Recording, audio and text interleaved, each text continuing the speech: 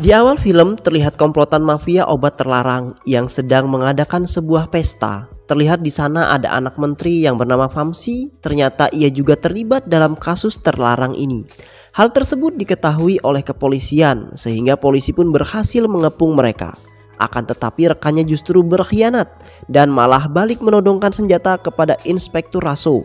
Ternyata bisnis haram milik Miki ini mendapat backingan dari pemerintah setempat. Dan mereka pun akhirnya membunuh Inspektur Raso. Di saat itu juga ada seorang pelayan yang bernama Rajib tidak sengaja menyaksikan hal tersebut. Mereka yang melihat pelayan itu pun langsung mengejarnya. Akan tetapi ia berhasil melarikan diri. Kemudian untuk menghilangkan jejak kejahatannya, polisi pun membuat skenario seolah-olah Inspektur Raso bunuh diri karena menerima suap. Di sisi lain, ayah Vamsi yang bernama Gopardan resah karena Rajib si pelayan belum juga ditemukan. Ia takut kejahatannya terbongkar. Ia pun meminta seluruh anak buah untuk mencari Rajib. Sejak kejadian saat itu Rajib sangat ketakutan karena para mafia itu pasti mencarinya. Dan benar saja, di stasiun kereta api Rajib tak sengaja melihat sekelompok anak buah menteri sedang mencarinya. Saking paniknya Rajib tak sengaja menabrak seorang pria yang bernama Chandu. Chandu bertanya kepada Rajib, akan tetapi Rajib tidak mengatakan apapun dan ia pun langsung meninggalkan Chandu. Begitu juga Chandu yang langsung melanjutkan perjalanan menuju tempat kerjanya. Chandu merupakan seorang karyawan di perusahaan Dharma. Chandu merupakan orang yang sangat ramah. Tak heran banyak orang yang dekat dengannya. Dan Chandu sangat bersemangat untuk bekerja walaupun seringkali ia dimarahi dengan bosnya yang bernama Ramesh. Meski begitu ia tetap sabar. Saat Chandu sedang bekerja, tiba-tiba ada seorang wanita yang bernama Indu tak sengaja menabrak Chandu. Ia juga mengaku sebagai pacarnya. Tanpa basa-basi Indu mencium pipi Chandu. Hal tersebut tentu membuat Chandu kaget dan membuat bosnya semakin jengkel. Kejadian tersebut direkam oleh temannya Indu dan ternyata Indu melakukan hal tersebut hanya untuk sebuah konten yang akan ia kirimkan ke sutradaranya. Dan karena kejadian tersebut, Chandu menjadi bahan gosip para tetangga. Apalagi Chandu ini telah mempunyai seorang istri yang bernama Katyainu yang sekarang bekerja di kota Delhi. Berita itu sampai kepada mertua Chandu yang bernama Narayana. Ia pun sangat kesal kepada Chandu dan memarahinya. Dan secara tiba-tiba Indu datang untuk meminta maaf kepada Chandu. Ia menyesali perbuatannya. Ia menjelaskan bahwa semua yang Indu lakukan hanya untuk sebuah konten. Chandu tidak mempermasalahkan perkara ini. Akan tetapi Chandu menjadi tak enak hati karena perbuatannya. Ia juga bingung apa yang harus ia katakan kepada mertuanya agar tidak salah paham lagi. Apalagi saat ini Chandu masih tinggal di rumah mertuanya. Lalu Indu pun pamit untuk pulang. Namun saat sampai di rumah ia dikejutkan dengan kemunculan anak buah Gopardan yang tengah menunggunya. Mereka pun menanyakan tentang keberadaan Rajib kepada Indu. Dan ternyata Indu adalah adiknya Rajib. Namun Indu berkata bahwa dirinya tidak tahu keberadaan kakaknya. Mereka pun mengancam Indu dan berkata bahwa mereka akan kembali. Dan setelah kejadian tersebut Indu memutuskan pindah rumah karena ia takut dengan ancaman anak buah Gopardan. Keesokan harinya Indu pun pindah dan tanpa ia ketahui ternyata rumah yang akan ia tinggali sekarang ini bersebelahan dengan rumah Chandu. Narayana yang mengetahui hal tersebut membuat sangat kesal. Ia pun langsung menghubungi Katya dan menceritakan kejadian itu kepadanya. Namun Katya tidak terlalu peduli dengan hal itu karena ia yakin bahwa Chandu tidak mungkin selingkuh. Singkat cerita, saat Indu sedang berbicara dengan Chandu, tiba-tiba anak buah Gopardan datang menghadangnya. Mereka pun langsung menanyakan tentang keberadaan Rajib kepada Indu. Akan tetapi Indu berkata bahwa ia tidak mengetahuinya. Chandu yang melihat hal itu, ia bertanya apa yang sebenarnya terjadi. Akan tetapi ketua mafia yang bernama Vicky mengatakan agar Chandu tidak usah ikut campur dengan masalah ini. Ia beralasan bahwa Rajib ini kabur karena tidak sanggup untuk membayar hutang. Lalu ia berkata bahwa dirinya akan kembali untuk menanyakan tentang keberadaan Rajib. Jika Indu tidak memberitahunya, maka ia akan membunuhnya. Namun Indu tidak terlalu memikirkan masalah ini. Justru ia fokus untuk mengikuti audisi. Dan ia juga berhasil memenangkan audisi tersebut. Indu yang sangat senang lalu dirinya menelpon Chandu. Dan ia berkata bahwa ia berhasil lolos dalam audisi tersebut. Namun tiba-tiba sekelompok orang datang dan langsung menculik Indu. Menyadari hal yang tidak beres, Chandu kemudian mengambil uang tabungannya. Dan saat itu juga Chandu datang ke markas Vicky untuk melunasi hutang Rajib. Terlihat di sana juga ada Vamsi yang sedang pesta miras. Chandu melihat Indu yang terluka parah karena disiksa. Ia pun memberikan setumpuk uang kepada Vicky dan meminta untuk melepaskan Indu. Akan tetapi mereka malah menertawakan Chandu. Vicky berkata bahwa mereka akan melepaskan Indu jika Rajib datang menemuinya. Chandu terus memohon kepada Vicky untuk melepaskan Indu. Namun Vicky menghiraukannya. Seketika Chandu berjalan ke belakang. Yang mereka pikir Candu akan pergi. Ternyata dugaan mereka salah. Justru Candu malah menutup pintu. Seketika suasana pun berubah. Candu menatap mereka dengan tatapan yang sangat tajam.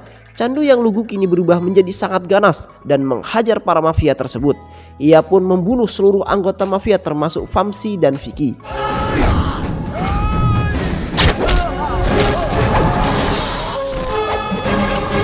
Setelah berhasil mengalahkan mereka semua, Candu segera membawa Indu ke rumah sakit. Dan setelah semua selesai, Candu pun kembali bekerja seperti biasa, seakan-akan tidak terjadi apa-apa. Di sisi lain, Menteri Govardan sangat sedih atas kematian anaknya. Ia pun meminta bantuan gangster yang sangat ganas untuk mencari siapa pelaku yang telah membunuh anaknya. Mereka pun langsung melakukan penyelidikan ke tempat kejadian. Saat memeriksa CCTV, mereka melihat ada seorang pria yang memasuki tempat pembunuhan, dan itu adalah Candu. Ia kemudian menyimpulkan bahwa Candulah pelakunya. Lalu ia pun menghubungi Govardan dan berkata bahwa Candu yang telah membunuh Vamsi, karena ialah yang terakhir masuk ke tempat kejadian. Candu yang tak punya rasa takut sedikit pun menjalankan aktivitas seperti biasa. Setelah selesai bekerja, ia pulang ke rumah. Akan tetapi justru hal yang selama ini ia takutkan terjadi, yaitu kedatangan Sruti, sepupu dari istrinya. Ia takut rahasianya terbongkar karena selama ini yang selalu mertua hubungi adalah Sruti, bukan Katia. Candu yang meminta agar Sruti berpura-pura menjadi Katia, namun Candu meminta Sruti untuk tetap tenang. Lalu Candu pun pergi untuk berjalan-jalan keluar. Saat di jalan ia bertemu dengan Indu bersama Rajib yang baru keluar dari rumah sakit. Ia sangat berterima kasih atas bantuan Candu selama ini dan berkata ia tidak takut lagi untuk keluar. Candu berkata bahwa Rajib harus tetap berhati-hati dan waspada. Ia memberikan Rajib sebuah kartu nama. Ia meminta Rajib untuk pergi ke Hotel Mumbai. Di sana ia akan mendapatkan pekerjaan. Hal ini bertujuan agar Rajib terhindar dari hal-hal yang tidak diinginkan. Rajib berkata kepada Candu, "Siapakah Anda sebenarnya?" Akan tetapi Candu langsung meninggalkan Rajib sambil tersenyum. Sementara itu di tempat Candu bekerja terjadi sebuah masalah di mana ada seorang pegawai yang bernama Fabji. Ia mencuri uang perusahaan sebesar 100 juta. Hal itu terpaksa ia lakukan untuk pernikahan anaknya. Mendengar kabar uang itu hilang dicuri membuat manajernya sangat marah. Saat itu semua pekerja dikumpulkan dan mereka pun mengundang polisi untuk menyelidiki kasus tersebut. Kedatangan polisi seketika membuat Fabji sangat panik. Akan tetapi Candu yang telah mengetahui hal itu, ia meminta agar tetap santai. Dan saat polisi memeriksa semua karyawan, polisi itu pun terkejut melihat wajah Candu, si pembunuh Vamsi, ada di situ. Lalu Candu mengaku bahwa ialah yang berbuat atas pencurian ini. Hal itu ia lakukan karena ia ingin menyelamatkan Fabji. Polisi itu pun tidak menyia-nyiakan kesempatan itu. Mereka langsung membawa Candu ke kantor polisi. Dan berita pencurian ini menyebar dengan cepat di televisi. Media pemberitaan bahwa Candu telah mencuri uang perusahaan. Berita pencurian itu pun sampai kepada pemimpin pusat Dharma Group, yaitu Raja Sekar. Ia merupakan seorang pengusaha yang sangat disegani oleh semua kalangan. Ia sangat terkejut saat melihat wajah pelaku pencurinya, yaitu Candu. Tanpa pikir panjang, ia pun segera berangkat untuk menemui Candu. Di sisi lain, polisi korup yang dari awal dendam kepada Candu, ia menyiksa Candu dan menginterogasinya. Akan tetapi Candu tak berkata sepatah kata pun. Sementara itu di luar kantor, para warga dan keluarganya Candu melakukan demo. Mereka meminta agar Candu dibebaskan karena mereka kenal Candu adalah sebagai orang baik dan tidak mungkin ia melakukan pencurian. Akan tetapi polisi tidak memperdulikannya. Ia menangkap Candu atas permintaan Govardan karena ia telah berani membunuh anaknya. Lalu Govardan memerintahkan polisi untuk membawa ke tempat yang ia perintahkan. Tidak berselang lama, Raja Sekar pun datang ke kantor polisi. Para warga yang melihat hal itu sangat terkejut melihat bos besar Dharma Group datang mencari Candu. Ia sangat marah ketika mengetahui Candu tidak ada di kantor polisi. Ia pun menelpon komisaris polisi untuk segera mencari Candu. Saat itu Raja Sekar berkata bahwa ia tidak mempermasalahkan kondisi Candu karena ia percaya bahwa tidak ada yang sanggup membunuh Candu.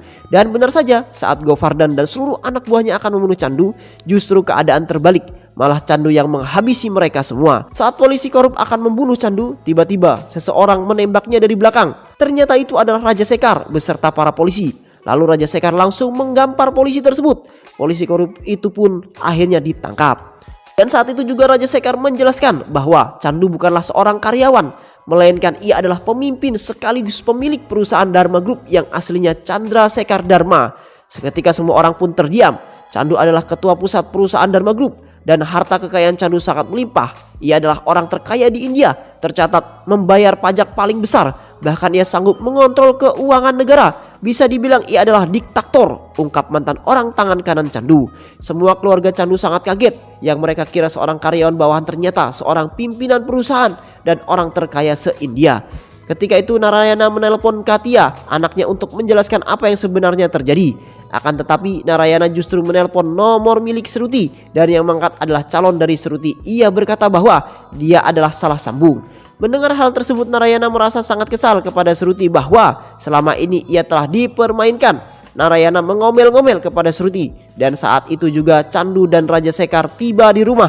Saat itu Narayana semakin emosi dan mengatakan, jika ini bukan Katia, terus mana Katia? Candu pun memberitahu apa yang terjadi sebenarnya dan menjelaskan apa sebenarnya yang terjadi dan siapa Candu sebenarnya. Candu adalah pimpinan paling tertinggi di perusahaan yang aslinya bernama Chandra Sekar Dharma, yang lebih dikenal dengan sebutan diktator di Delhi. Selama memimpin perusahaan, Candu tidak mau menampakkan dirinya dan ia meminta kakaknya yang tampil di publik menggantikannya. Selain perusahaan besar, dia juga pelindung orang-orang baik dan dia juga memberantas orang-orang jahat. Karena kebaikan dan kejeniusannya, semua orang menghormatinya. Di perusahaan, Candu selalu mendapatkan kabar tentang keluhan-keluhan dari kakaknya. Dan karena wajahnya jarang muncul ke permukaan, sehingga ia memanfaatkan hal tersebut. Ia mencoba untuk menjadi karyawan biasa untuk menyelidiki kasus yang sering diceritakan kakaknya. Dan kebetulan saat di sana ia melihat manajer yang sedang mengomel-ngomel. Lalu ia memanfaatkan momen itu untuk menyamar ingin mendaftar pekerjaan di sini. Dan orang itu bernama Katia. Saat itu Katia berbicara dengan sinis saat Candu menjelaskan tentang cara bagaimana usaha dan ekonomi itu bekerja. Candu menjelaskan dengan sangat detail. Katia yang mendengar hal itu sangat takjub dengan Candu. Dan saat itu Katia berkata, jangan bekerja di sini. Jika Anda bekerja di sini, Anda tidak akan pernah sukses di sini. Akan tetapi Candu memaksa tetap ingin bekerja di sini. Katia dan Candu pun terus bercerita sepanjang jalan. Katia berkata bahwa atasannya tidak mementingkan karyawan dan kenyamanan di sana. Tidak ada kendaraan untuk mengantar jemput karyawan dan juga tidak ada toilet khusus wanita. Ia juga berkata, jika Anda ingin benar-benar bekerja, saya akan mengajukan Anda kepada teman-teman saya. Dan mereka pun berpisah di tengah jalan. Keesokan harinya Katia dibuat terkejut karena perusahaan kini memiliki fasilitas yang lengkap. Hal itu membuat Katia bingung apa yang sebenarnya terjadi. Dan saat itu Katia mendadak mendapat penghargaan sebagai karyawan terbaik. Dan Katia sangat terkejut dengan semua ini. Ia yang sempat meremehkan Candu, ternyata Candu adalah pemilik sekaligus bos besar perusahaannya. Dan di saat itu juga Candu datang dengan penampilan sebagaimana miliarder. Di hari itu juga Candu datang menemui Katia. Dan ia berkata bahwa dirinya ingin menikahi Katia. Dan sepupunya Shruti berkata bahwa Katia tidak mau menikah dengannya. Karena perkataan Shruti membuat Katia kesal. Karena memang sebenarnya Katia suka kepada Candu. Katia juga ingin menikah dengan Candu. Hal itu ia lakukan karena Shruti tahu bahwa Katia suka kepada Candu. Ia memancing Katia agar Katia mau jujur tentang perasaannya. Dan keluarganya Candu pasti sangat setuju dengan wanita pilihannya. Karena keluarga Candu tidak pernah memandang seseorang dari hartanya. Bahkan keluarganya memajukan pabrik kapas milik Prasad yang hampir bangkrut. Karena ayahnya dulu pernah bekerja buruh di pabrik itu. Dan Candu ingin membalas jasanya. Karena prinsip Candu, keuntungan dalam usaha itu nomor 2. Yang terpenting adalah kepuasan hati. Masalah pun muncul ketika ada investor dari Italia ingin membangun pabrik kimia. Dia menginginkan lahan di pabrik milik Prasad. Agar usaha berjalan lancar, ia meminta bantuan kepada Mahimarai. Sebenarnya dia adalah sosok wanita jahat dan rela melakukan apapun demi bisa terwujudnya keinginannya. Ia juga memiliki seorang menantu bernama Vishnuambar yang selalu siap menuruti apa saja yang diperintahkan Mahimarai. Mereka pun pergi ke pabrik kapas milik Prasad untuk membelinya. Akan tetapi Prasad tidak akan pernah menjual pabrik miliknya itu. Di sisi lain, keluarga Katia yang sedang ditimpa musibah, yaitu suami kakak Katia pergi meninggalkan kakaknya. Dan suami kakaknya itu adalah orang kaya. Sebab itulah ayahnya tidak ingin Katia bernasib sama seperti kakaknya. Ayahnya berkata bahwa Katia jangan menikah dengan orang yang padahal saat ini Katia ingin mengenalkan calon suaminya yang kaya kepada ayahnya. Namun setelah ayahnya berpikir begitu, Katia pun mencari cara agar Candu diterima di keluarganya. Dan saat Candu datang, Katia panik. Ia meminta Candu agar mengganti penampilannya. Katia berkata bahwa jika ayahnya tahu Candu orang kaya, maka ayahnya tidak akan merestuinya. Lalu Candu menuruti kemauan Katia. Ia mengubah penampilannya, merubah identitas. Candu berkata bahwa ia adalah bawahan Katia, serta mengubah sekretarisnya Candu sebagai bosnya Candu. Dan Candu mengaku bahwa ia adalah anak yatim piatu. Dan Narayana pun merestui pernikahannya. Akan tetapi keluarga Candu tidak setuju dengan rencana itu karena keluarga Candu ingin pernikahan Candu dibuat mewah dan meriah. Namun Candu yang cerdas pun membuat sebuah rencana. Ia membuat sebuah undian berhadiah. Bagi setiap pemenang acara pernikahannya akan ditanggung perusahaan. dan Katia pun memenangkan undian tersebut. Singkat cerita, acara pernikahan pun berlangsung dengan sangat megah. Ketika itu keluarga Chandu dikenalkan sebagai pemilik usaha. Saat acara dimulai, Narayana bingung karena banyak orang-orang penting India yang menghadiri acara tersebut. Namun ia mengira perusahaanlah yang mengundang. Akhirnya Katia pun telah sah menjadi istri dari seorang sultan besar dan mendapatkan seluruh fasilitas mewah. 1 bulan kemudian, investor Italia datang menemui Mahimarai untuk menagih janjinya. Namun Prasad tak kunjung memberikan pabrik miliknya, sehingga menantunya pun turun tangan untuk menghancurkan pabrik tersebut. Ia membantai semua karyawan termasuk Prasan, dan pabrik pun langsung dibakar. Chandu yang mendengar kabar tersebut segera datang ke pabrik. Akan tetapi ia terlambat. Sebelum tewas Prasad, ia sempat mengatakan bahwa Visnuambarlah pelakunya. Mendengar hal itu, Chandu sangatlah marah. Ia kemudian mendatangi markas Visnuambar. Akan tetapi Visnuambar berhasil kabur menyelamatkan diri.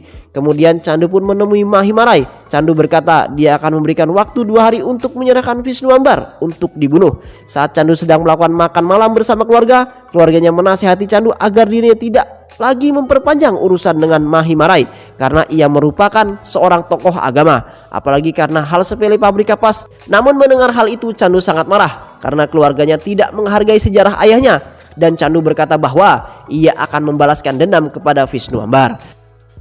Keesokan harinya Chandu mendapatkan kabar bahwa keluarga Chandu diculik oleh Mahimarai. Seketika Chandu pun langsung pergi menemui Mahimarai. Mahimarai berkata bahwa jika Chandu ingin keluarganya selamat, Chandu harus bersujud di hadapannya untuk meminta maaf kepadanya. Mahimarai juga berkata bahwa jangan bermain-main dengannya jika Chandu masih ingin tetap hidup. Namun Chandu hanya terdiam, dan saat itu Mahimarai dihubungi keponakannya yang sedang di Uttar Pradesh dan keluarga yang berada di Italia. Mereka semua meminta bantuan kepada Mahimarai karena saat ini mereka ditodong dengan senjata api. Saat itu juga Chandu tersenyum bahagia karena melihat kekhawatiran Mahimarai. Chandu berkata, "Kamu bisa menculik keluarga saya yang di rumah, akan tetapi saya bisa menculik semua keluargamu di penjuru dunia." Dan sebaliknya justru Mahimarai lah yang meminta maaf kepada Chandu agar membebaskan keluarganya. Mahimarai pun mengakui kekalahannya. Chandu juga berkata bahwa Visnuambar sudah ditahan dan dia ingin membunuhnya. Sesuai kesepakatan, Chandu akan membebaskan semua keluarga Mahimarai kecuali Visnuambar. Chandu memerintahkan anak buahnya agar Visnuambar segera dibunuh, dan Chandu pun berhasil menyelamatkan keluarganya. Hal itu membuat Mahimarai sangat murka. Ia mengerahkan seluruh pasukannya untuk menghabisi seluruh keluarga Chandu. Saat di perjalanan pulang, Chandu dihadang oleh anak buah Mahimarai. Akan tetapi itu bukanlah hal yang sulit bagi Chandu untuk menghabisi mereka semua. Namun Katia terkena tusukan senjata tajam. Melihat Katia yang sekarat, keluarga Chandu malah diam saja karena keluarganya tidak mau nyawanya dalam bahaya karena selalu dekat Chandu, dan mereka pun meninggalkan Chandu dengan Katia di sana. Katia yang sekarat, ia meminta agar Chandu ke Hyderabad untuk tinggal bersama keluarga Katia di sana. Ia pun mengabulkan permintaan Katia agar tinggal di Hyderabad dengan terus menjalani perannya sebagai karyawan. Raja Sekar yang mengetahui pria keluarganya, ia sangat marah dan ia memarahi keluarganya. Mereka tidak sadar bahwa berkat Chandu lah mereka semua bisa hidup enak.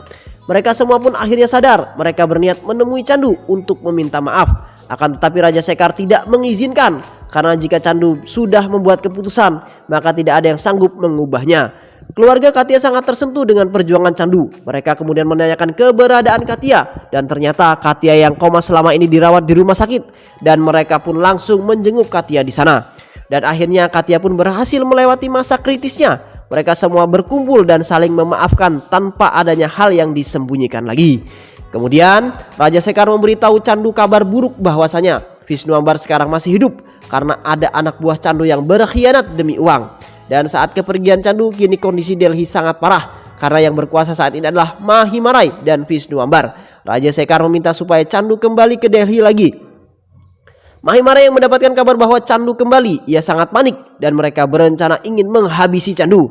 Iparnya Chandu yang bernama Sivaram datang menawarkan diri menjadi anak buah Visnuambar. Sivaram berkata bahwa ia sangat kesal dengan Chandu karena ia selalu dicaci maki. Sivaram ingin bekerja sama untuk menghabisi Chandu dan mereka pun menyetujuinya.